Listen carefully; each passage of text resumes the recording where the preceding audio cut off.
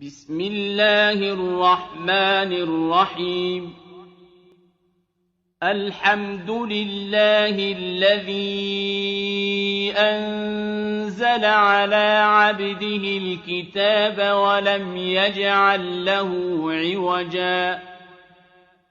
قيما لينذر بأسا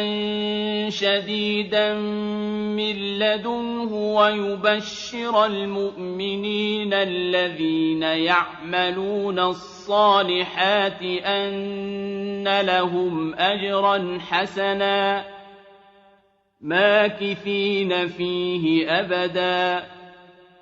وينذر الذين قالوا اتخذ الله ولدا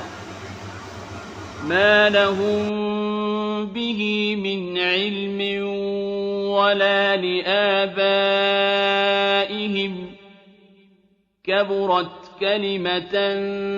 تخرج من أفواههم إن يقولون إلا كذبا فلعلك